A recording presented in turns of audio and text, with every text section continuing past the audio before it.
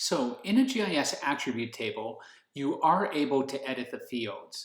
And in order to do this, you would click on this pencil tool in order to edit various values. But of course, you have to be very careful not to accidentally edit values because it's prone to user error. If you want to prevent people or disable editing of your data, you can go under the contents page of the list by editing panel, and that will allow you to not allow people, will not allow people to edit the attribute table or the fields. Another useful thing is that you can calculate fields, and if you right click on it on a column in the attribute table, it will give you the option of calculating a field, and you'll get a menu that looks like this. So for this input table and this field, you want the % Hispanic population. So it's going to use this formula down here in order to calculate it. The easiest way to do this is using two different attributes in the attribute table. Here's one of them, population 2010. The other one is Hispanic. And the best way to do it is just go ahead and find these things in the menu and double click on them. This is an operation here. It means divided by. This is another operation here. It means multiplied by. You find those listed off in this direction here. The nice thing about clicking or double clicking on these is that you won't have any errors in your formula.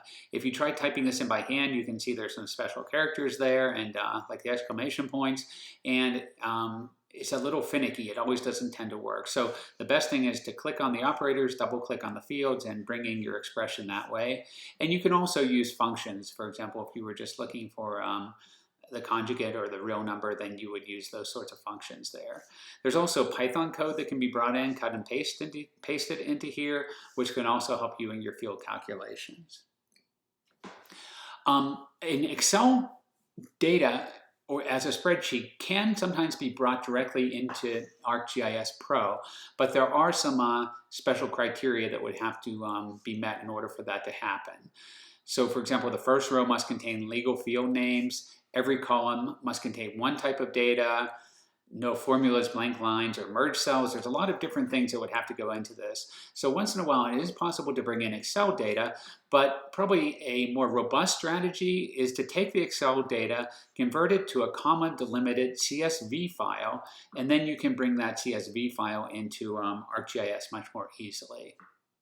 So here's an example in Notepad of a text file. This could be separated by tabs or spaces or other things, but it's trying to take this data that you have and it's trying to make some sense of it. Here's a comma delimited file where every comma would mean we're in a new column of an attribute table. And the nice thing about this is that we can kind of preview that and see what it's going to look like with its columns.